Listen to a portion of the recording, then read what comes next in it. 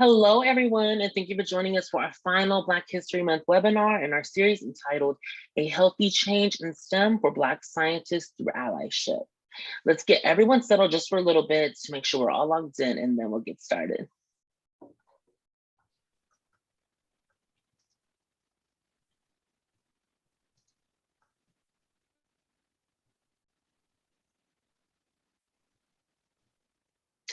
I do want to let everyone know that this webinar will be recorded and posted on our YouTube channel.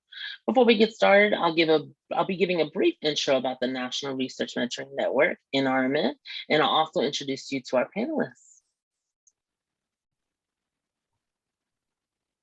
Founded in 2014, NRMN is an NIH grant-funded initiative whose entire purpose is to diversify the STEM workforce.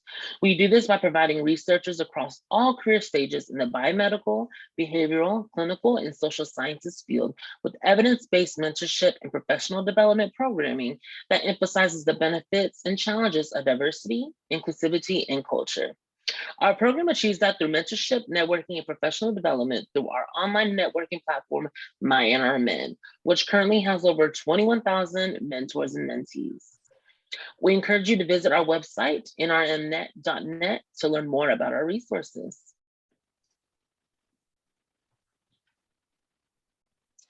NRMN is happy to have our panelists join us for today's webinar. Joining us, we have Dr. AJ Hinton from Vanderbilt University School of Medicine, Dr. Haysetta Shuler from Winston-Salem State University, Dr. Tam'ra-Kay Francis from the University of Washington, Dr. Susan Campbell from Virginia Tech, Dr. Ivana Parker from the University of Florida, Dr. Zervu from Vanderbilt University, and Dr. Arnaldo Diaz Vazquez from UT Southwestern Medical Center. NRMN is delighted to provide this opportunity for everyone to participate in this webinar and have your questions directly answered by our panelists.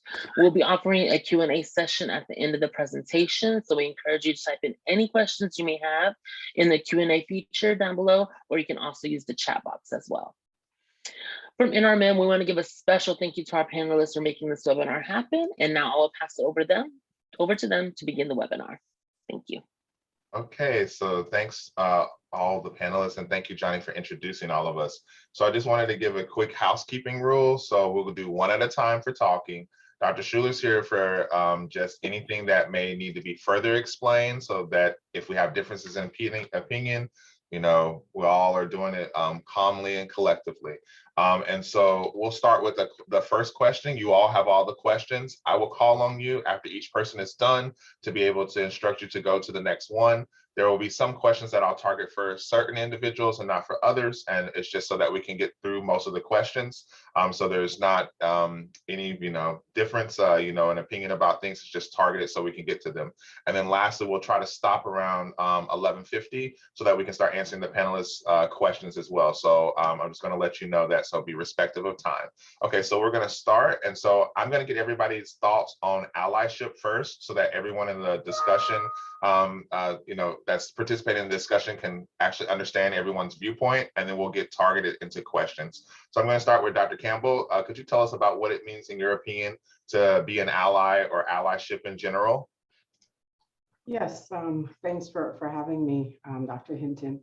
Allyship, I think, is very important, and I see it as the real opportunity for individuals that are in more privileged group to work with groups that might be more marginalized, and the essential goal is to help them to gain equality at any level. And this should really be done in a non-judgmental way, should be completely open. And another important component is really focusing on understanding the path of marginalized individual, and to utilize that information to advocate for any rights that they desire. Excellent. Thank you. Dr. Parker, could you go next? Yes, thank you also for having me. I think when I think of allyship, I think of work being done in spaces that those underrepresented groups or marginalized groups or cannot do the work themselves, right? They cannot change the whole system themselves. So they need the majority group to actually come in and kind of see some of the issues and advocate on behalf of the underrepresented groups. Thank you. Dr. Zervu? So to me, allyship is a lifelong process. You're basically building relationships based on trust and consistency and accountability with marginalized individuals or the groups of people that you want to build a relationship with. And this is not self-defined. It's like, you're not saying that, oh, I'm an allyship, like you're doing these things and the people that you're seeking relationship with are the ones who are seeing that the work and efforts that you are putting in makes you an allyship. It's not because you're doing these things you call yourself an allyship. Dr. Arnaldo Diaz Vazquez?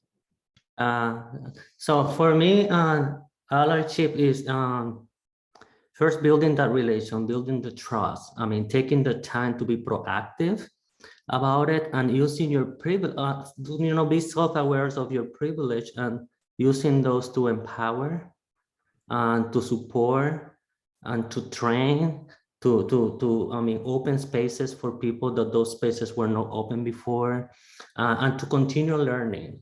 It's about continuing learning and to be self-aware that you will not have all the answers to all the questions, but you have to be intentional about learning and putting yourself in positions in where you're going to be, it's going to be uncomfortable, but you're learning and see it as a learning process, but using those privileges and those spaces to help others and understand that if it was trivial for you, doesn't mean that it's trivial for the rest. Excellent. Dr. Francis, would you like to tie it up for allyship so we can, and then after you've gone, I'll start calling on the first name basis, but I just wanted to acknowledge your PhDs that everyone has. Thank you, Dr. Hinton. And I'm glad that you said wrap it up, because I was like my colleagues perfectly. I think everything that they've said, the only thing that I'd probably add, Arnaldo touched on that briefly about the learning process, is lifelong process, and it's going to be some unlearning and learning in this work. But the main goal in some is to advocate, you're in a position to advocate for minoritized groups. Thank you. So now I'm gonna call everybody first name basis and we get this thing really rolling. So we've been talking about advocating. I'm gonna go back off of TK's point, and I would like to talk about sponsorship. So we'll go in the reverse. TK, could you talk about sponsorship, how allyship is linked to sponsorship? And then I'm gonna also get prepared to start asking different questions. So each person will answer a different question just to make you aware. Go right ahead. Okay, so thanks, AJ. So, I could speak from I'm going to speak from my vantage point. So, allyship versus sponsorship, and I'm going to probably use mentoring as a framework. If we could use, so you have different types of mentors, different roles for mentors, and I think in the space when it comes to allyship, you have different roles as well. You have to recognize, first of all, self-awareness. Acknowledging your positionality as it pertains to the other person that you're advocating for. And so a sponsor, basically you're using your power and your privilege to make room, right? To bring that person at the table, not speaking for them necessarily, but, and I'll just give you an example. I've had sponsors who have said, AJ's one, right? Let's talk about AJ. I mean, not, but I'm just saying, giving an example, right? Like AJ will be like, hey, I can't do this right now, but I know another colleague that could do that. Sometimes in doing this work, I know a lot of us who want to be allies, one of the things that you can do is say, hey, I can't do it, and then recommend someone else or bring them in on the table. That's just one simple example. You don't have to do too much, but there are different layers. So I'm just gonna stop right here so I could have another colleague jump in. So I'm very curious about the next question, and you can follow up a little bit if you need to. Zur about the allyship in the workplace. So we're talking about sponsorship and talking about being an ally, but how does that translate into our environment that we're in when we're on a daily basis? And you can talk about it from your vantage point, or how allies may, interact with individuals from different backgrounds in general, or target towards Black individuals as well.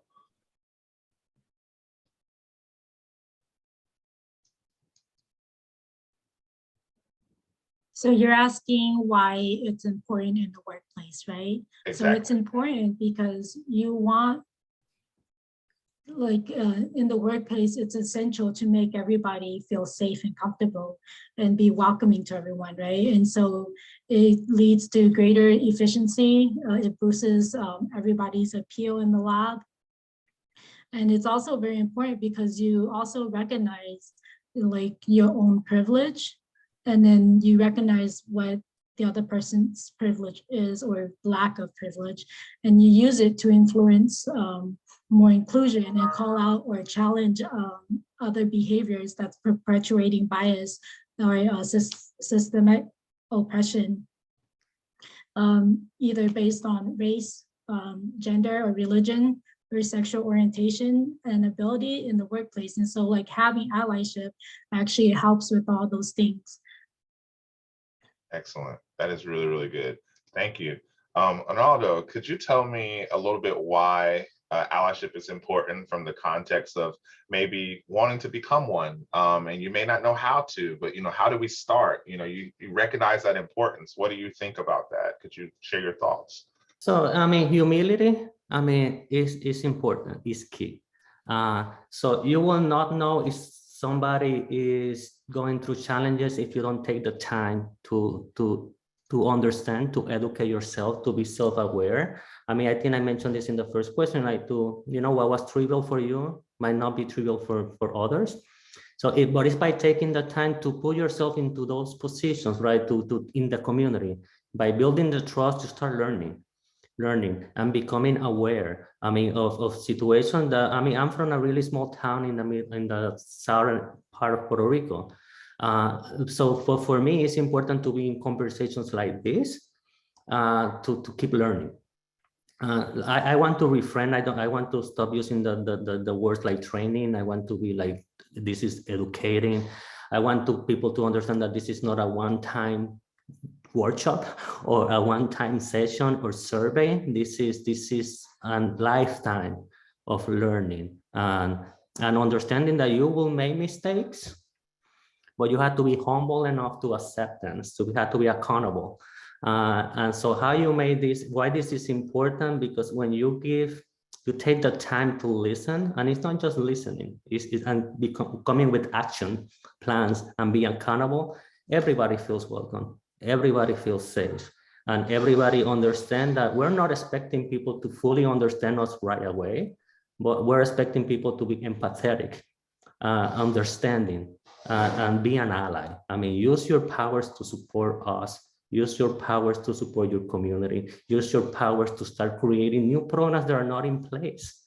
And probably they are not in place because they probably didn't know that were needed. And in order to know that, you have to take the time to immerse yourself in the community and keep learning and be humble. For me, it's about humility and understanding that you don't have to know the answers to all the questions, but you have to be humble enough to identify who has the answer for those questions.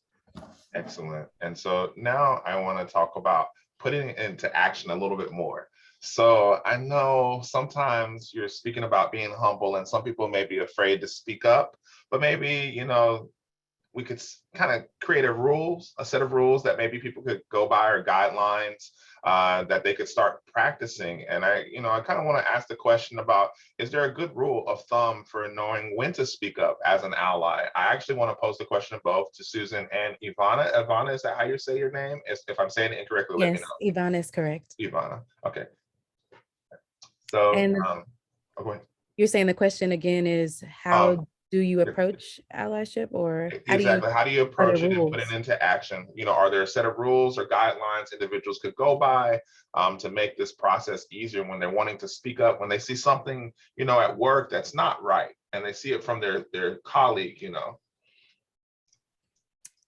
Yes, I'll say a way that I've seen this recently play out in different situations. One is in the classroom setting. As I'm a professor in biomedical engineering, so there are not a lot of students of color in some of our classes, but I've seen or heard some of my white male professor colleagues say that they notice when there's a student of color in the classroom, and they make sure that they actually engage that person and take an extra effort to just make it known that they know that they're there. I think that is a form of inclusion and trying to make someone feel included, all the way to I co-taught a course, and a same white male ally could see differences in responses from students to me versus them when they were teaching or asking certain questions. So he actually took that to and kind of raised a bit of a stink about it, and asked if anyone else had noticed this, and wanted to just talk through just what it had been like to be a female and a female of color in some of these engineering courses. And that made me feel that the things that I was perceiving were not just in my head, but that they were real, and also brought it to the attention of the our faculty, so that again, if we're evaluated any differently, there are biases that have already been there. So I think seeing something and being vocal about it, and then also, I guess, educating yourself or maybe asking questions to understand how like what you should even look for, right? How do you know what to look for? You know that through maybe experiences of colleagues of color, underrepresented colleagues, or just through reading literature, books on how people are treated differently in these spaces. So those have been personal experiences and some rules that I think, I don't know if I answered the question well, but that was my answer. You did. And let's continue to build off of that. I think your thoughts are wonderful, so don't think that you didn't answer the question. Go ahead, Susan, go right ahead. The same question. I definitely agree with Ivana. Is that the way you pronounce her name? Mm-hmm, mm-hmm. Yes, I agree with her in her statement. I think you know, the first thing is that you should always try to speak up, right? And then as it pertains to having a rule of thumb, I think to prevent, you know, the boy who cried or girl who cried wolf situation, you should definitely speak up with reliable information. It's very, very important, you know, tangible when possible, but very reliable information, because there's already all these stigmas that's associated with this topic. So when you actually go forward, you go forward with reliable information. And I think that's really that should be sort of the foundation of how to speak up. Excellent. So now I want everyone to kind of think about this. This is where we actually start talking about the tough questions. So if you want to incorporate a little bit of your experience, that would be something that would be very valuable to kind of give a better picture about what's happening. And then I actually want to start inviting Dr. Shuler in some of these questions. She's a psychologist, so she can give us a perspective of maybe what some things may go through individuals' minds when they're thinking these things, and how we could actually work through pushing towards real allyship and not performative allyship. So this is kind of the first question that we'll propose, and I want everyone to kind of chime in on this. What are the distinctions between performative allyship and authentic, meaningful allyship? Where and we kind of want to give a definition too of performative allyship. So performative allyship is something where we have a one-off. So let's say, you know, we see somebody get stopped in the hallway because they're Black. They may not look like they belong, but they're an assistant professor. They're just kind of just strolling in. They're having a tough day, so they might not be, you know, dressed in a suit like me. And so they think they're out of place, but they see this, you know, senior colleague comes over and rescues them. Oh, no, you know, this is such and such, and he or she or they are, you know, an outstanding colleague, so you're fine, please, you know, stop this, right? So that's a one-off, right? Because the next time that this happens, they kind of just stroll by. And then the next time it happens, they just stroll by. So they say it that one time, but then they don't recognize that this is an occurrence. That's a daily thing that may happen. And so this is where we want to talk about meaningful and authentic allyship from your perspective. So TK, I would love for you to go first about what are the distinctions between performative allyship and authentic, meaningful allyship. And please provide a solution, if you will, too, if you want to also talk about your experience.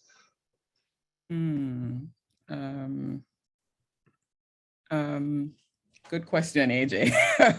I think, I'm gonna just bring back what Arnaldo and some of my colleagues said earlier about the difference really is how you position yourself, right? I think you first need to ask, what are your intentions, right?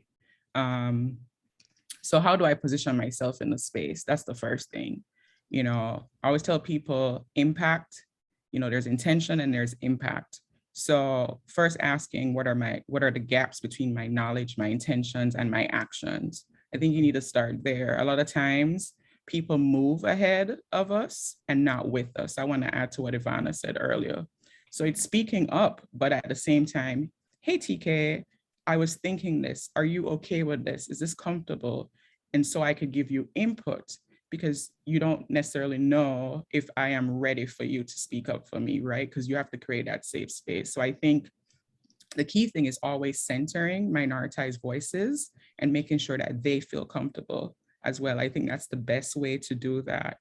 As it pertains to performative allyship, I just want to just make this clear on this, with this panel during Black History Month, and I'm going to drop a tweet in here. One of my colleagues, Thelma Madziba, it's her pinned tweet. Black scientists are not diversity officers. They're scientists 365. So I know we're celebrating Black History Month, but there's also Women History Month next month. So I want to see Black women showing up in the spaces in September, in October.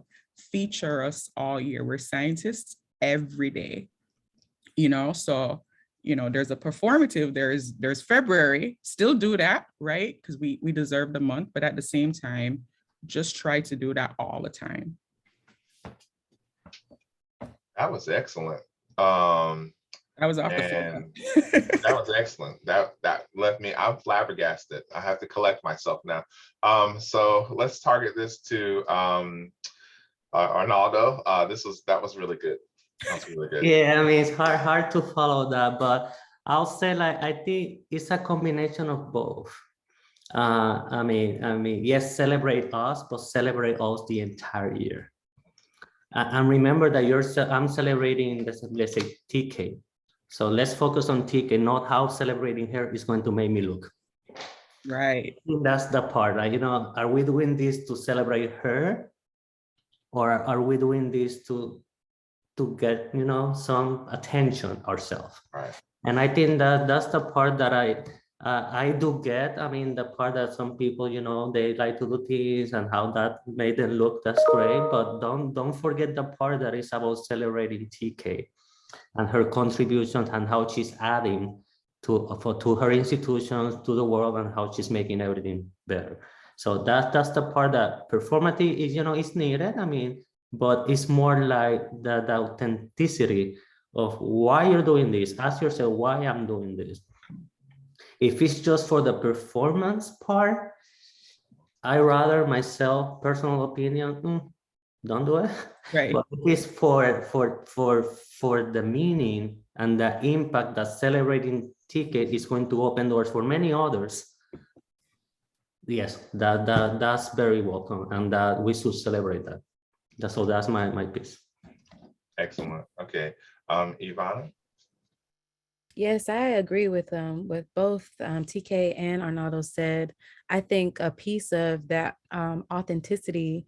I'll take performative allyship as well, though, if it helps me get where I need to get just for the moment. I don't prefer it, right? But I think that the authenticity of the relationships is really what brings that home, right? If you have a relationship with me, or with, a diverse, you have a diverse friend group, coworker group, something like that, so that you can see what we're dealing with on a everyday basis, or just I think that that is what brings it home, and makes it, again, not just performative, because you actually have a relationship that's authentic, and you can see the need for the work outside of just making yourself look good. Excellent. Zer, would you like to go? And then Susan, you're going to close on that one and then start with the next question. Yeah, so I always thought that authentic allyship was really about not amplifying your own voice, but then really listening to like the voices of the people that you within that community that you want to help, and really listen to what they're saying and amplify their voices so they're uplifted. And when you think about like performative allyship, it's really an idea of self-gratification, right? It doesn't necessarily, like, you don't really look or you don't really care about the responsibility or listening to what it is within that community and what they're saying. You're really doing this as a mere example for to make yourself feel better, or really to prove or to have the perception that you're not racist. And then it's really to create perception of yourself to others, so that you're like cool and you're woke. But I feel like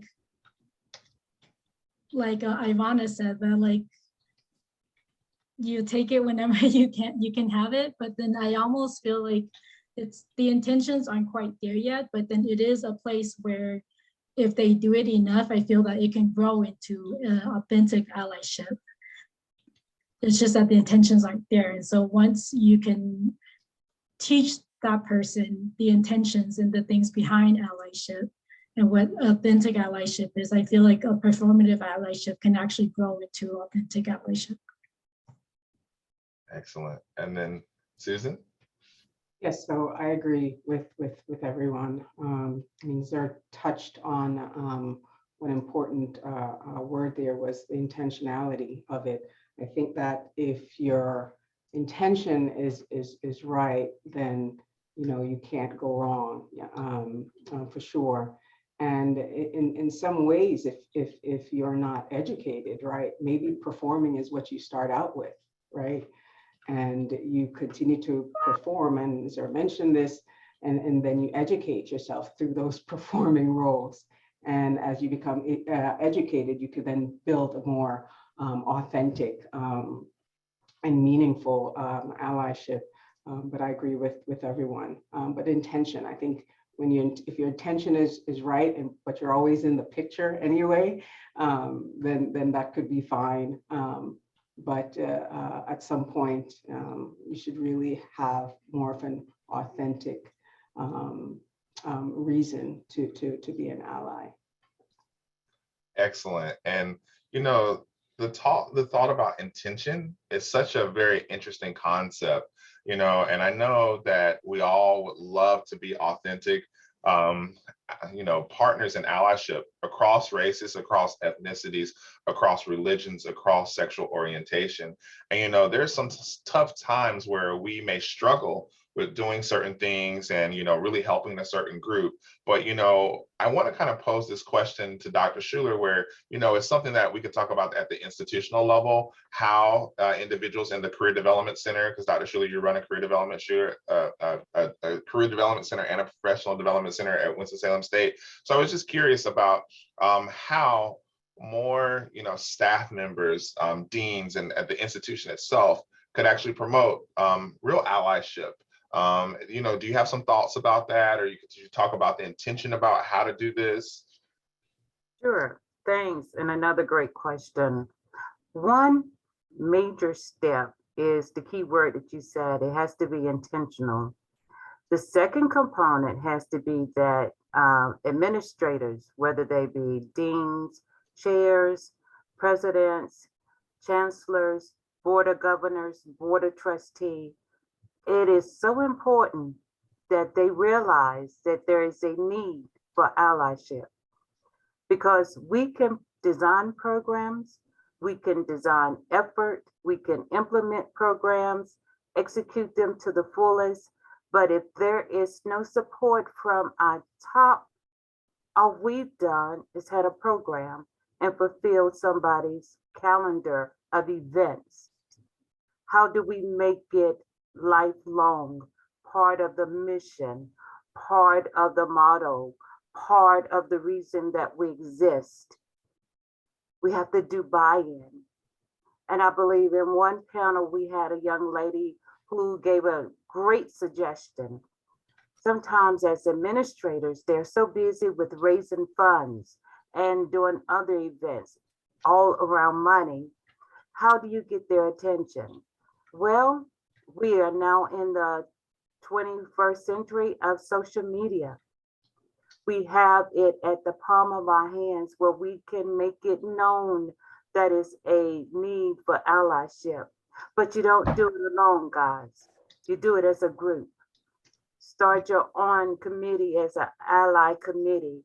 Bring in some key players from your community, like your mayor, your governor, superintendent of a school system, those who fund you with different fundings for different scientific projects.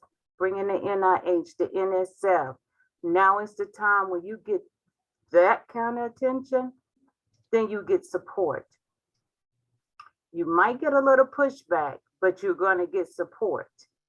And then thirdly, you've been the advocate. We've been the advocate. We must be surrounded by others who are going to support us, because you will get burned out. You will need to be encouraged, because sometimes the very people that you're trying to help are the very people that comes against you. So how do we handle that? You need that support from the inside. And then finally, you must educate the people that you're advocating for to build this allyship with, understanding that, I think Arnaldo said it first, we're all humans first. We bring humility back in and humanity back into every project, then I think we're going to be successful. Then secondly, you have to be ready to go for the long term.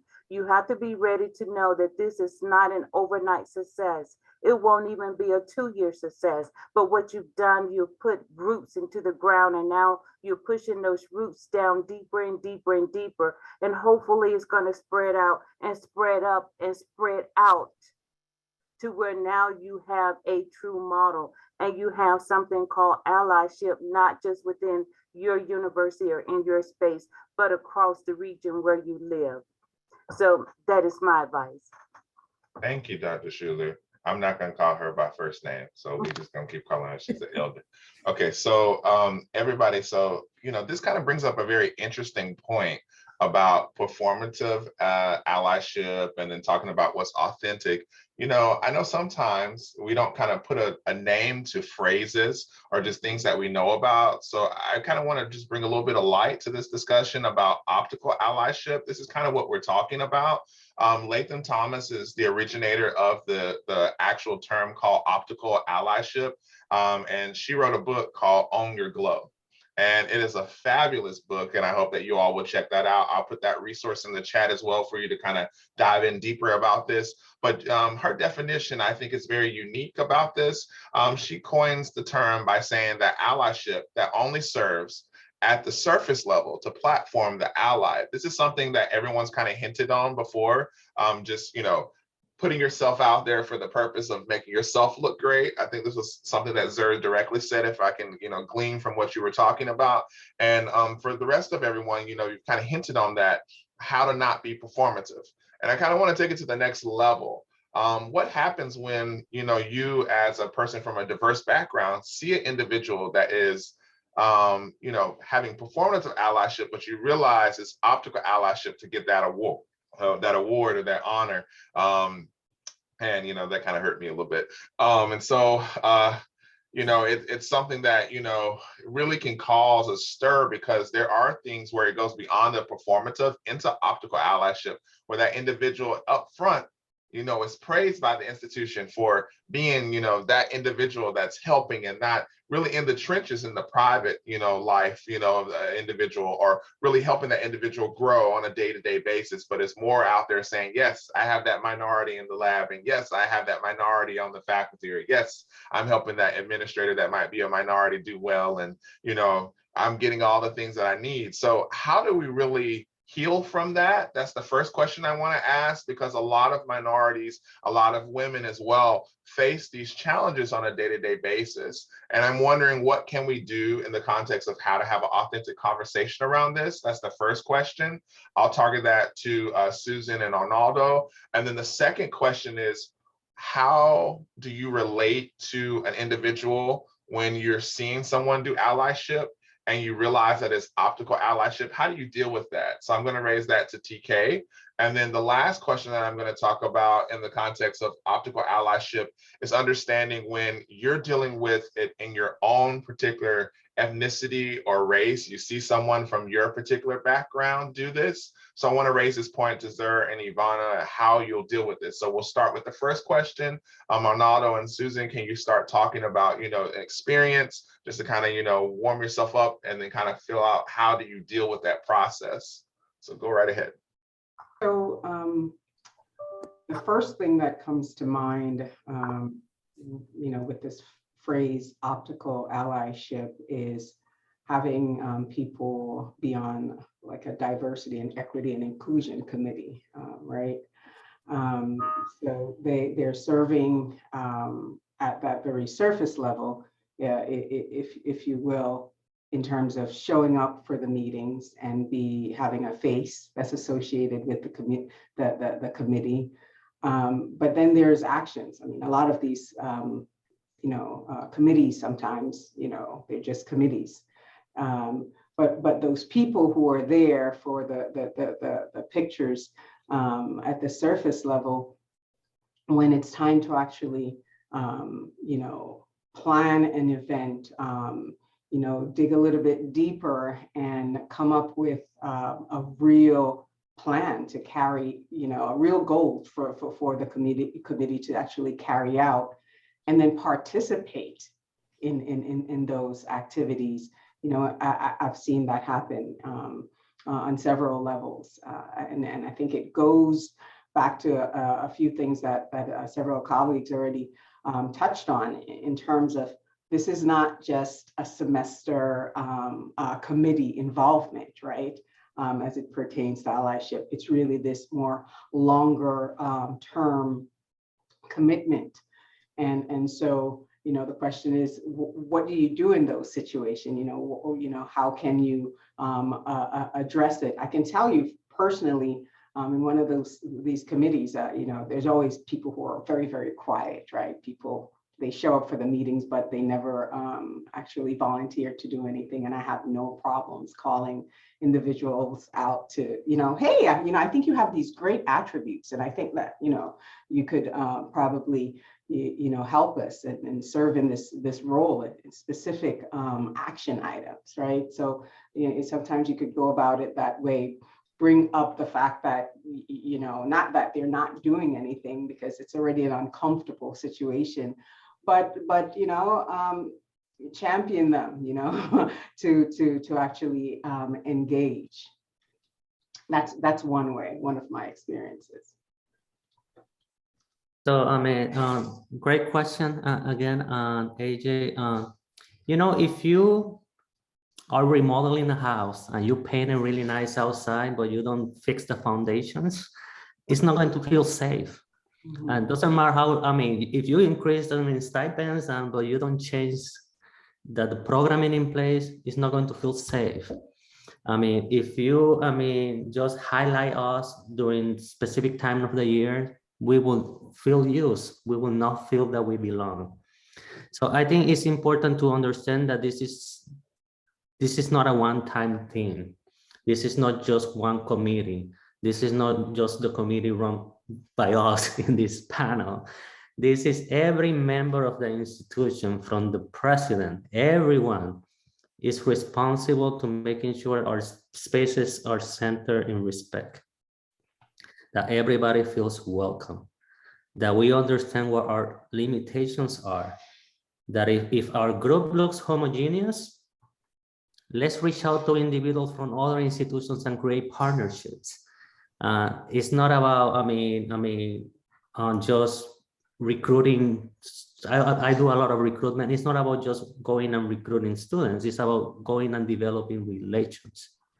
going and taking the time to learn about the other schools, to learn about the other institutions, to see what I can do and how I can learn, right? It's both ways. And that's the part that is, I mean, you know, you see an increase in invitations to specific schools during specific times of the year. Yeah, invite them all the time. I mean, and that's important. That it's not, we're not a season. We're a year of individuals. I mean, we're here the 4 seasons, not just 1 season. And I think it's important that we do take action, that we ask those tough questions, right? Say no. I mean, I'm learning this.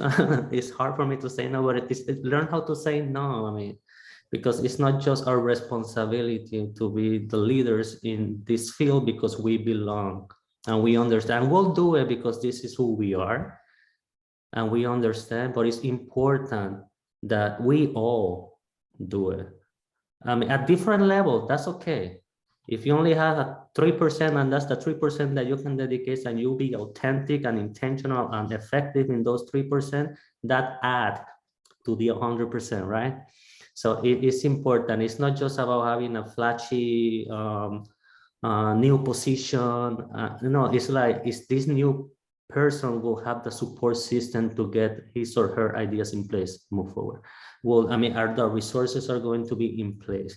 Yeah, we created 1 position, but will there be like support, financially support to get from actions, I mean, from ideas to actions. And I think that that's the part that is important to highlight. So optical, again, going back to performative, optical is needed, but it's much more than optical, it's intentions.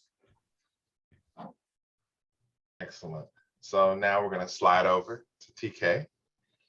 AJ, can you just repeat that, the part that, yeah, because it was a Yes. So basically what I'm looking from you is from your lens, how we can start to correct optical allyship.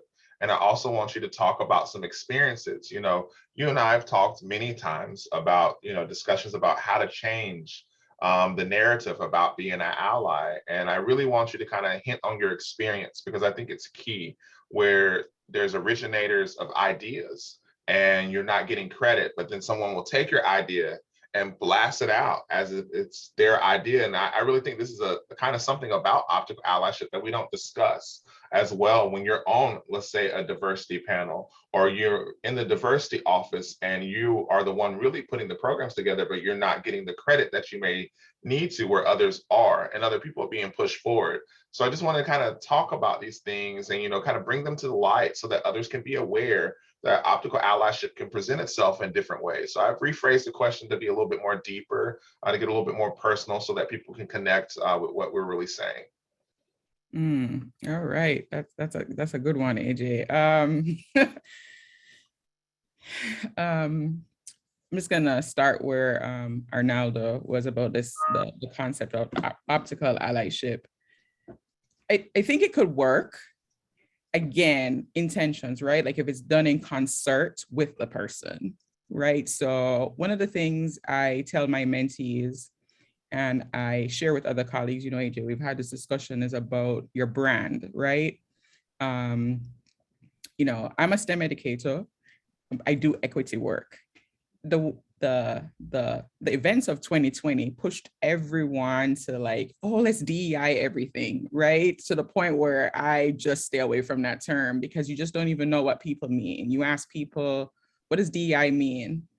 Sometimes they don't even know. They just know it's a thing. And especially in a research institution where you have, you know, grants are, you know, asking you to be explicit about broadening participation, everybody's just jumping on the bandwagon. And so what that creates now is a system where minoritized groups are harmed, right? So it's about intention and actions because you're not bringing us in. So you write stuff and then you ask us after the fact, right? Or you build stuff and then ask us, hey, why is this not working? And so one of the things that I try to do, and it's gonna be different for each person, AJ, you know, I use my educator lens. You know, Dr. Shuler mentioned that earlier about meeting people where they are. And sometimes you have to scaffold that, right? Because it's so close to you, it's so personal, this work.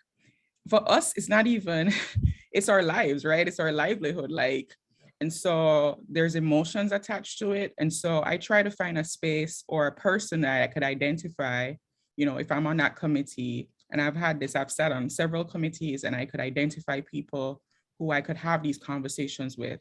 Can I be transparent? Can I cry? This is how I feel. And then I try to model some of those things as well with my mentees. I'm going to share one article that just came out of a program that I built here, an internship with some undergraduates. And what I was intentional about is uplifting my students in turn. And it was all about them. But when you read this, they in turn uplifted me, right? I didn't even know they were my mentors. And that's another thing. That's a whole other panel we might have to have, National Research Mentoring Network, about what that means. But, you know, even your mentees, you know, having them explicitly say that you're their mentor, because we don't get credit for those things, right, AJ? Like, you know, you have all this discussion about tenure and promotion right now. We do this work 365. Like if we stop, AJ, all of us have done enough DI work for 5 years. We don't have to do anything else, right? But in the system, in this deficit lens that we have, we separate the two. We're supposed to embed everything with equity. So if you're on the graduate committee, you're supposed to be asking yourself, every single program, how are you embedding equity through this? So the burden isn't on the DEI committee and the few people who are allies or advocates. If you look in any department, any program, it's the same people doing the work. And most times those are minoritized groups. I'm gonna leave with one quote, but there's a disclaimer here. This is not a democratic but Joe Biden said, you know, in his, there's this famous quote, one of my mentors just told me, don't tell me what you value, show me your budget and I'll tell you what you value. And it's true, like people spend and do what they want to do. But if you do have that conversation with us, we could show you how to blend it in. It's not an additional funding mechanism. It is what are the questions they're asking in the beginning to avoid. And I think institutions should think about it as being proactive. We see a lot of lawsuits. We see all these things coming up. Why? Because if you start off, it's a liability, like it costs to not include. So if you think about it that way, when I talk to admins or other people, like that's another framing. It's not to scare people, but think about it. If you exclude, that's why you have people coming at you, right? Like you did not do this, you harmful. We see all these conversations on Twitter right now. And that's why people should really think about that. Like people are being transparent. The pandemic changed the way how we think about living and learning and working. People are making different decisions. I just wanted to say, if you're a tenure track faculty member, you know, professor level, 10 years out, the students, Gen X, it's just different. And so their expectations aren't the same. Some of the things that I could say, even some of the things, I'm a trained chemist, some of the things where I'd be like, this is the norm. They're saying this isn't the norm. And so we have to come to a meeting of minds, right? The expectations aren't aligned. And so how do we have that open discussion? So I just want to piggyback on what Dr. Shuler said earlier. There's some knowledge and awareness, some education that needs to happen. And first to align language.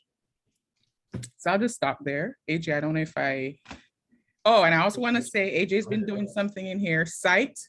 You know, when you're writing these publications, right, and you're citing this work, you are citing, most of the people that are doing this work, they're STEM ed researchers out there, Black STEM ed researchers, minoritized STEM ed researchers who are doing the work, and even white counterparts, right? They're doing this work and they're doing it well. Cite them in those papers. Don't just take their ideas and build something, cite them. So that way they become their experts. They're experts in their lived experiences. They're experts in going into the community and building trust. This work is hard. It's long and it's hard. And so give people credit. I agree. I definitely agree.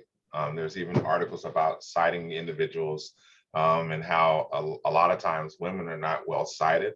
And then also just on top of things, minorities are not as well. So I would just want to thank you for drawing attention to that. And I also want to divert our time over before we actually start answering questions. So there's 3 questions that have already come up, and I know there'll be others after we answer this last point. But if you remember, Ivana and Zur, we're talking now about your community and how you address individuals in your own community when they're going through this cycle of performative allyship to advance themselves. I will say, let's start with Zur, and then we'll go to Ivana. And then after that, we'll have everything where we can answer the last couple of questions. So if it's my community, and if this is a person that I know, Exactly. that I'm very close with, Exactly. I'll call them out on it. I'll tell them, I'm like, dude, what are you doing? Like, you don't really care about this system. You don't care about that. You don't, like, I've never heard you talk about this before. And all of a sudden you act like you want to do something about it, then you should really do something about it. Like, there is one thing where I had a friend who was like, all about like mental health and this and that. And it's like, you don't care about mental health. Like, you had a worker who wanted to ask for a day off and you wouldn't give it to them. Like, so I'll call them out on it. I'll tell them, like, you have to be responsible. You have to do this. And if you really want to know what mental health is, you should really talk to somebody who does have mental health, someone that you're very close with, someone that will tell you all the nitty-gritty stuff, like every single thing that they go through. And that's how you could be responsible about this. And so I feel like the best thing that you can do is actually tell someone, like, just be blunt. Just tell them, like, that's not okay. Like, I understand that you think that you're doing this, but really you're doing it just for you, so that you look good.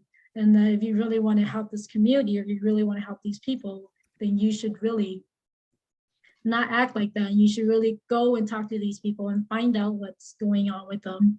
And then you can make a narrative that's coming from their voices and not yours. I agree 100%. I think that within your own ethnic group, it's easier to kind of call people out and go a bit deeper. I have not, I mean, I feel like there's so few of us in my space that most of the people in my space that are Black actually really do care, because they've just been through a struggle themselves. And so that's the 2 cents. I think it would be very easy to have a conversation, a very authentic conversation, if needed. But so far what I've seen is people are passionate about the work because they've just lived the experience themselves. This is really good. So thank y'all for answering these questions. Thank you for being timely and paying attention to detail. And I just want to throw in there that performative allyship also is something that we should address at the funding level. I know that a lot of investigators on the call and off the call may have had grants that are funded, and then some that are maybe smaller but not very large sometimes, because there's a myriad of different comments where one person sees the merit in the grant, the other person doesn't see the merit in the grant, and it can be triaged. So I really want you all that are on the call and others that will share with the institution this information once it's on YouTube, to be able to actually start discussing how does that look to fund minority scientists, because there's not a lot of funding that's out there right now for minority scientists. I also want to commend CZI for making a specific award for minority scientists to be able to address that and actually start to actually increase the amount of investigators that are doing well. And I also want to thank a lot of the foundations like Bureau's Welcome Fund, HHMI, have created the Hannah Graves program, and then the PDEP that actually can, the last part of it can be transitioned into a smaller award so that individuals can start with something, so that they can have, their own, burgeoning career. But, I also want to talk about the context of certain things that are out there now that you can actually recognize for conferences. So a lot of performative action is around the concept that there is not an existence of Black and Brown scientists. And so I want to draw your attention to a list that was the 100 Latinx list that Tina Turner and I created, and also spearheaded in the context of also pushing for other lists to be created to maximize it into a 1,000 list.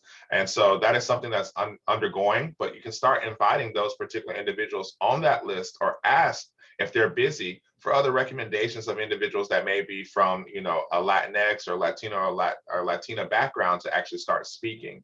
I also want to draw your attention to the 1,000 Black Scientists list. This is a resource that has been established to be able to show and demystify the concept of whether or not there are Black scientists out there and are they excelling. So now we know that they're excelling. And I also want to draw attention to the link that TK put in the chat. TK has taken the time to be able to take the 1,000 list and actually translate it on the Black Past site, because this actually encompasses all Black excellence across the board, whether it's scientists, whether it's engineers, specifically if you think it's a subset, or nurses or doctors, and even people that are athletes and entertainers. And so this is a resource that actually gets almost 2 or 3 million hits during the Black History Month. And I actually encourage you all to make hits across the year, and not just specifically on Black History Month. And lastly, I want to draw some attention to the Hmong community. There has been a lot of different information put out there specifically about individuals being kind of a monolith, and these individuals meaning Asian individuals. And Asians are not a monolith. And that's something that we have to think about when we're having conversations, or actually including them for certain funding as well, because sometimes subsets of populations are struggling almost just as much as maybe Native Americans or Indigenous people or Black people. And so you want to be able to draw that attention clearly and maybe have an open dialogue so that it forms not performative, but into action items. And so I brought these points up because this is something that's affecting each individual person that's on the call. And you can put the clues where they may lie so that you can fill in the answers that you're thinking about right now with your questions. So now we're going to transition to the actual questions that are in the chat, and also in the actual public chat as well, because there's like a little bit of both going on. Can the resources in the chat be shared? So the easiest question to answer, yes, Victoria, we will actually post all things that are in the chat. I know Johnny usually saves the chat at the end, and then he'll give it and he'll send it out as a message for everyone that attended the seminar. Yes, ma'am, you're welcome. And then there's one other question that was in the chat before we get to the questions that are in our private panel that all the panelists can look over. So if you start looking over those, you'll know. So this particular question is from Jennifer. She says, how do we get leadership to understand the importance of genuine allyship? Many people on the ground care, but the message is kind of basically lost in translation, right? So the message from leadership feels so performative. Those with authority to change policy and hierarchy. So how do we get them? How do we get them involved? You know, what can we do? I'm going to actually allow the administrators that function in the administration space. So there's Dr. Shuler and Arnaldo. Can you answer that question? And then I'm going to target other questions to individuals. So please look at the Q&A. That's a great question. So I will say it's like, the power is in the numbers. So, I mean, those are in the ground. I mean, that that they have expressed that they do care. It's now the time for those people to come and join forces with you to go up. I mean, we, faculty, department chairs, administrators, postdocs, students. I mean, it's about, uniting efforts. I mean, sometimes, there's several individuals in the institutions doing great things in silos, right? It's the time to come together. So, it is challenging, but I think, if you have identified individuals that have expressed that they truly care, so this is the time to put those, into intentions and go together, and bring this up. Yes, and I concur with Arnaldo has stated, you must come together in unity across campus. I also believe in uniting with your, again, community where your campus is located. When you find support on campus and off campus and bring that to the attention of your administrators, you will get some support. Now, if you want more support, ongoing support, you have to sit there and allow them meaning your administrators, to be a part of whatever it is that they want to do. Because one thing about administrators, they when outside sources come in, they're not going to let it be known that they didn't support an effort, that the community is supporting and is doing well, and their campus is sitting right smack in the middle of that community. That's not going to happen, because we have to remember chancellors and presidents, they're based on certain outcomes, and they can see this, make them see that this is an outcome that is not just needed on the campus, but across the community. And how is the campus going to benefit from this? And I would say, guys, always remember, don't forget about your sports, your athletic department. Big dollars for a community college, big dollars for a four-year college, big dollars for private university. Get them involved. Get them involved. And no, I think we answered the question of how do you know when to speak and when not to speak? You may want to get a mentor in this area. So when you are speaking, you're not speaking from all emotions, but you're speaking from strategies. You're speaking from actions and doable actions. You're speaking from a mindset that, okay, I'm going to have to be flexible in order to get to Z. I may have to tweak D and B or F and G. I'm not going to tweak it so it will change a whole lot, but I'm tweaking in order to get to Z. And so you're going to need some help in learning how to navigate through this path of leadership. Again, when you're talking to different individuals, look at the level of where they fit into your plan of allyship. And that's how you go about approaching those individuals. Excellent. Okay, so I'm going to start talking about the questions in this chat. We're going to take one at a time. So the top one's anonymous attendee. And so I'm going to target this to two individuals. So Ivana and Susan, it says, how can students experiencing microaggressions, racism, bias, etc., from their peers in a graduate program speak up for help if professors have witnessed or are aware of these issues the student is experiencing and chose not to intervene? So I'll go first. I've actually had some experience with this, and I think this sort of goes back to something that TK already mentioned, the fact that, you know, minority faculty members are the ones that are involved in all of this, right? They're the ones that are on all of these committees. Well, along with that, they're also the ones who students come to, right? So it doesn't have to be your own student. I have several minority students, graduate students who are not in my lab. They come to me. I have some that are in at other institutions that come to me with their issues, prominent universities, and they come to me with their issues, wanting to leave programs, wanting to go to the industry because of some of these issues. And unfortunately, if you know, the professor already witnessed some of these things and haven't taken any action, it makes it very hard for the student, you know, because it sends to them, it sends the message that this is okay, you know, and whatever hurt and whatever feelings that this actually imparts on them, that, you know, they deserve it. So it's unfortunate for a student to go through this.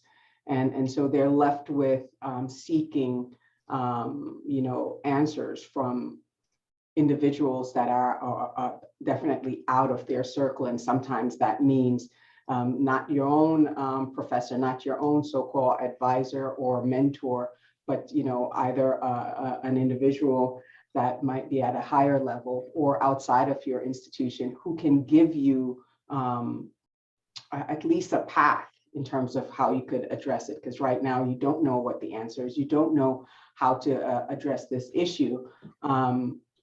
But you want to make sure that something is done, because your emotional stability is at hand, which is going to affect your work if something like this continues. So sometimes, you know, you have to actually move out of your circle, move out of your department for help, not physically move, but go elsewhere for help, and hopefully the help will come in a form, like Dr. Shuler mentioned, that it's actionable, right? You want something to truly be done to address the situation. So I think that's the most you can do, is actually seek advice and direction elsewhere. Yes, I would 100% agree with what Susan has said as well. I would think that maybe another tactic that could be used just for emotional support, should people not really validate what you're feeling or what you're doing, is one, maybe documenting or writing down the things that are happening, as well as finding just another support group, because oftentimes, depending on the culture of your institution and your department, it's not a guarantee that even if you go through all the proper channels, these things will be addressed. So I think having a support group of people who can understand you and can kind of rally you on through this process is also helpful.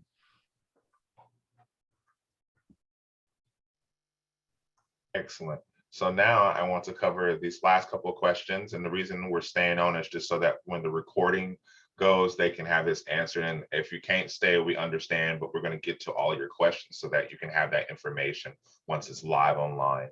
Okay, so the next question is, when we work to make changes in our spaces, how do we best incorporate power analysis and allyship? So I think they're referring to maybe the power dynamic. I would like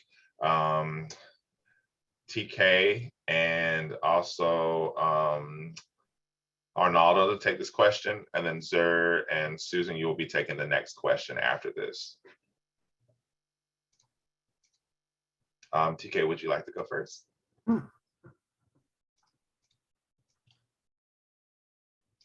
Oh, you're on mute. Yeah. AJ, it's a tough question. I think it comes with experience. I think it comes with, my style is to be, I like to be transparent, right? So, and it's going to come with some level of trust. And so I think I mentioned earlier, there's going to be some observation. So for a while, I look how people move. There's some allies who are, they're vocal because they have that power. There's some people who will do something silently, or there's some people who are scared. There are probably people here on this panel who are like, I want to do this work and I just don't know how. And so I have some questions I'd be willing to share with people, some reflective questions that I ask people, and then I figure out where they are. And then I enter in a space, and I'm just going to hope and trust that they won't take advantage. That's just all I could do. And then I asked if you could work in, I keep saying work with me, not over me. Don't speak over me. Like I could speak. And when I can't speak, then I ask you, are you able to? And if not, then can you find someone else to do that work, right? To do that part of the work. And so there's no simple answer, AJ. It does come with practice. It's easier probably to see in like not necessarily a research one institution, but in terms of tenure, right? Like in terms of security, job security. If you look at a system, the people who are more secure are going to get more comfortable in that system. So that's the simplest way to follow power dynamics. Then you'll see on Twitter, you see some people, they just say some stuff that we could not possibly say in this lifetime. I'm like, whoa, even if I had a professorship, I would probably still not say that. Those are the people sometimes that I try to have conversations with and bring in. Then you think about the people who have money. There are a lot of people who have money and they don't know how to use it. They want to do this work. And again, it's having those conversations, meeting people where they are and recognizing that they're in a process of, like I keep saying it, they're unlearning, but they want to relearn. And so how can I help you in that process? But again, I want to also say to us, minoritized, people from minoritized group, rest is also resistance. I learned the hard way last year, wanting to help everyone because I was scared that and this is not just my institution, this is all around, right? Because everybody here, Susan spoke to it, right? It's not just students here. Every time I go on a panel, there's a student that's going to email me, hi, I like what you said. Can you be my mentor? And I'm like, whoa. So I have my own students plus other students from other institutions. And we feel we're put in this position where we feel like we have to help everyone.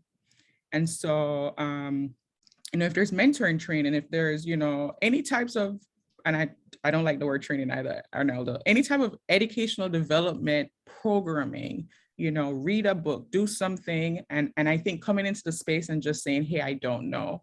I don't know, but I want to learn. AJ, I went around because it is tough. That power analysis is tough, especially when you don't have that power. Exactly. So it's about trust. It's about grace. It's lots of grace. I do this work, I enter into this space with lots of grace. Because if not, I'm gonna be angry all the time, right? And that's not gonna work. And so you have to figure out where your limit is in this work. I agree. Arnaldo? Yeah, that's a very important and tough question, to address. But going from what Tika says, it's like meeting people where they are. I think that resonated with me. I also, for me, knowledge is power. So it's like getting the time. So I can, based on my personal experience, I'm always giving back. I'm always mentoring students here and across the nation all the time. But I'm also taking the time for me to get mentoring. So because I'm a mentor, but I'm a mentee. So for me, the more training I get, the more spaces I walk in, the more power I get, and I will make it easier for those coming behind. Mm-hmm. So for me, it's taking the time to be here today, taking the time to be tomorrow in another session, because I'm creating a path that was not, carved for me, but I'm making it now bigger for others to come. So for me, that's power. Power dynamics are hard. It's hard. These jobs, as TK say, we could be upset and mad all day, every day. But it's like, but it's about, I'm here. This is what I will contribute. And be open. Set up your expectations. I'm still learning in the fact of how to say no. I'm super honest all the time. It's hard, but it's like, setting up your expectation. This is my value. Don't let people determine your worth. So this is my value. This is what I bring to the table. And this is how I want to contribute. I want to work with you, not work for you or not work under you. So I earn my degree. I earn my spot. This is what I bring to the table. And I want people to respect. It's about respecting people's time, respecting people's ideas and what you bring to the table. But take the time to keep learning. For us, it's the more you have, the more knowledge you have, the more power you get, and the more you can help others. And to just piggyback really quickly, and then I'm going to answer the next question so that no one has to answer this question because it's really difficult. And it touches on a space that none of us are always in. So to piggyback off what Arnaldo and TK said, the best thing that you can do is also remember allyship works across community. Okay, so that means that you don't have to always deal with everyone at your institution. You can go out and collaborate with someone else at another institution and find reasonable interactions, find what you need. And sometimes that's where you are able to survive. And you show individuals at your institution that you are valued and that you are of somebody and of great stature, but it doesn't have to be from people that are in that institution. Remember, tenure is also about, if you're a faculty member, looking at how the community views you. So that is something to keep in mind. And then if you're operating in a diversity, equity, inclusion space, take time for yourself and don't get tired. And what I mean by that is don't get so upset with the institution that you're not able to do the work. The work is supposed to speak for itself. And remember, if you reach one person that day or across the week or that month or that year, you've done your job. You can't always rescue everybody. Everyone wants to be a Power Ranger, but we're not all Rescue Rangers. Now, the next question is about interactions between white individuals, where one may think that they're the savior and doing the us and them mentality. This also begs the question about, I think that we all know what we say in private. So this is very interesting that you kind of bring this up, and I appreciate this. This acknowledges the conversations that sometimes minorities think are happening, but you're bringing light to this. And then also it talks about how one may be of a superior position. I'm rewording the question so that in case someone sees this and may know that instance, that you are not picked up. And so in this kind of context, they want to know, are there tactical approaches to be able to address them if an individual from the same race, meaning white, and of the same sex, both white women, are in a place where one is of power and one is not. So one thing I could suggest is that, acknowledge the performative allyship that is going on, and, keep that going. But then also suggest maybe doing outside, workshops where you bring in these experts and they're able to say the things that you're not able to say. And you sit back and you watch and you address them, right?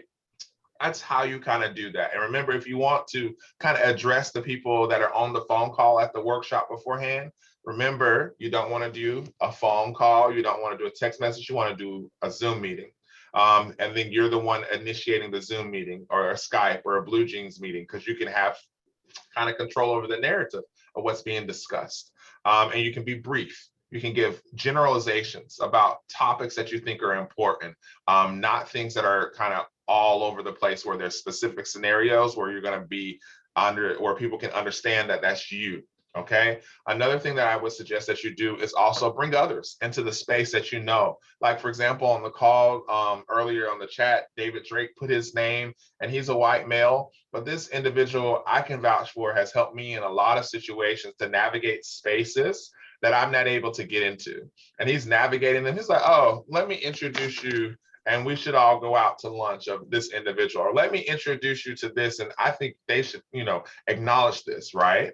And the reason I say that is he got me to the president's office. My most passionate and favorite thing was a letter that came from the president of Iowa acknowledging the 1,000 Black scientists list.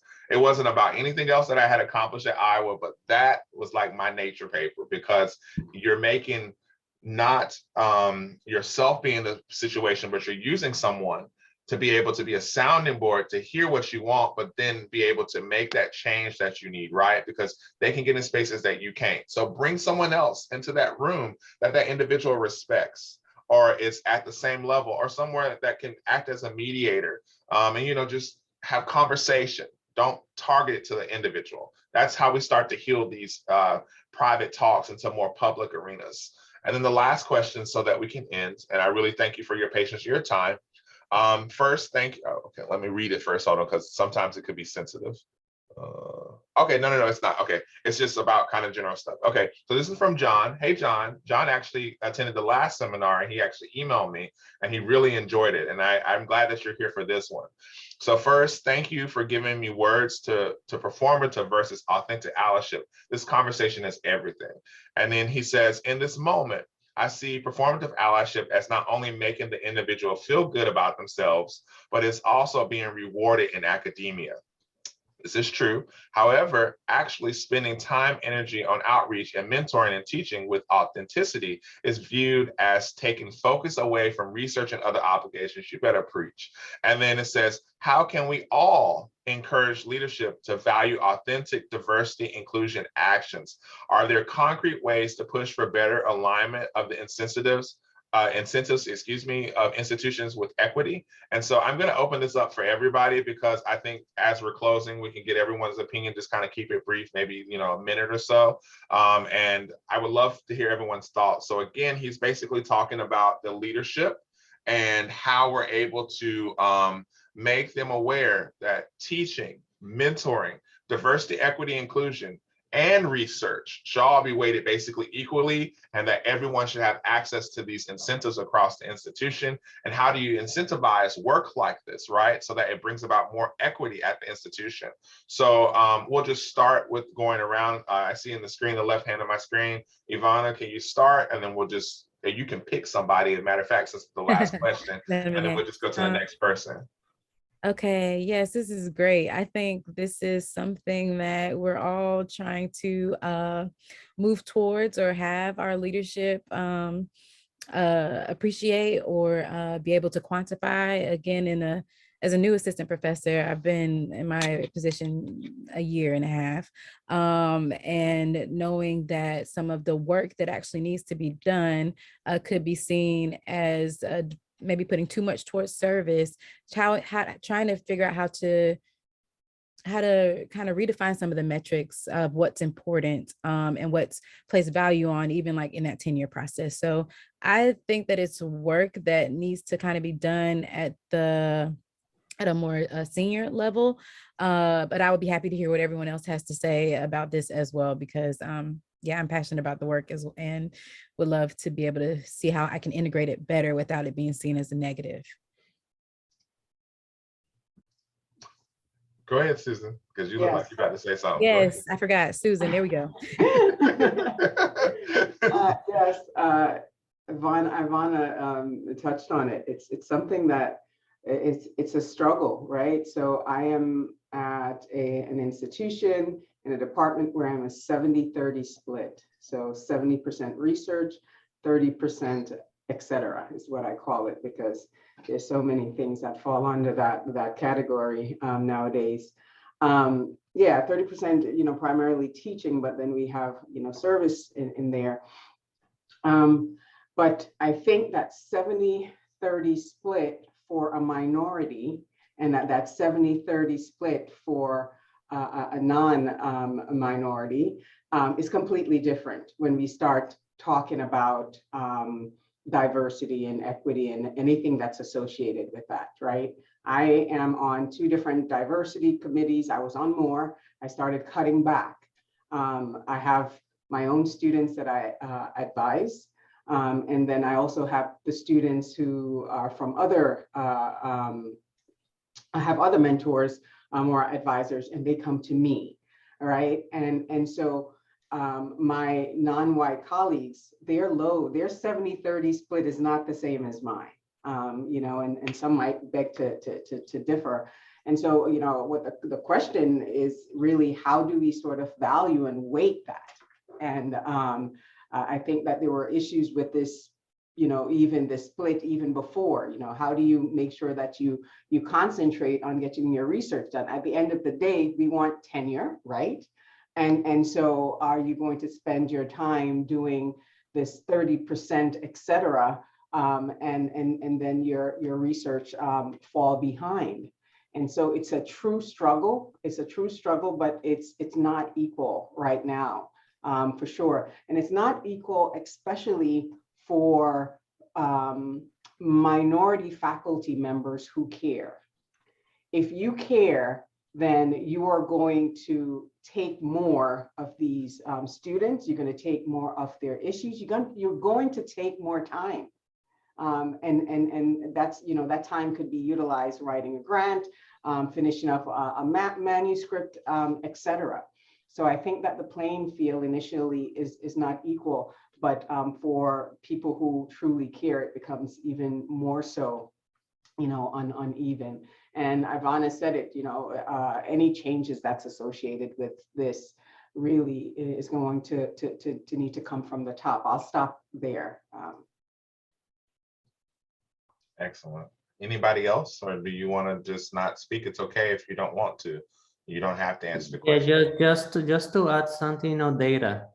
I mean, data informed decisions, right? I mean, look at the data and going to what Susan and Ivana just shared is like making sure that the leadership understand that it's not just our responsibility, because we're scientists. And that 30% extra, it could be the 30% extra of everybody else, right? I mean, if we get 10 people to dedicate a little extra, then it's not 30% only on Susan's time. I mean, and it's not 30% on agents' time. We'll do it because we love this. So that's why it's so hard to say no sometimes.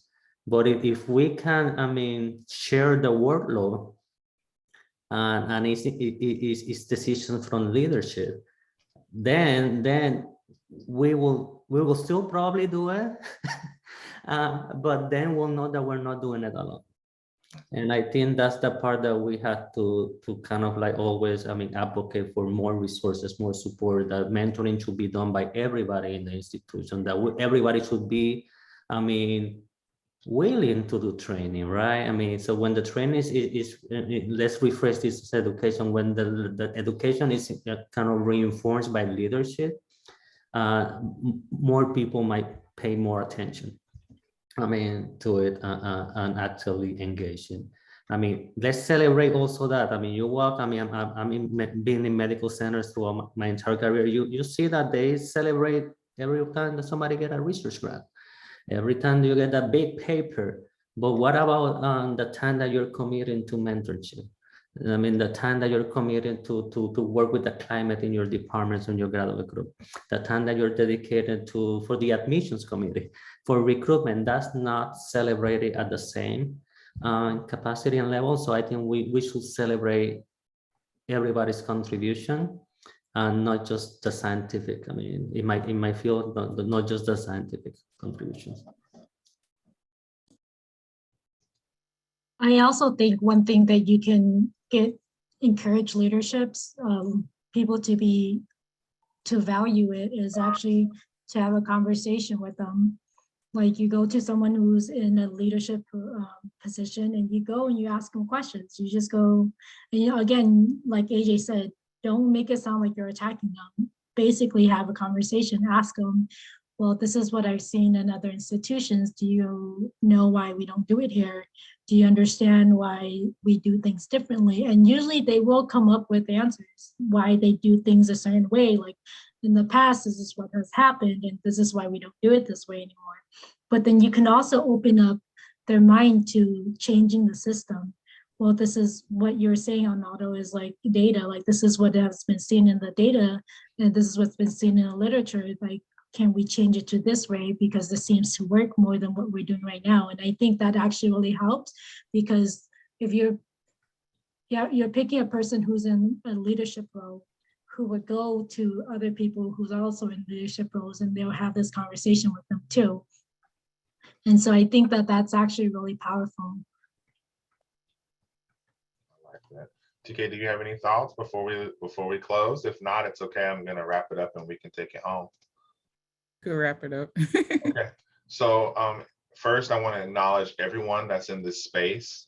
Thank you so much for your time and your efforts. This has been a rich experience, and we hope that you'll come back to NRMN to be able to do more things in the future. And I just want to also thank NMRN for the space to acknowledge of why allyship is so important, and how it actually is not only encompassing the Black community, but also all minority communities, women, and then at large, everyone.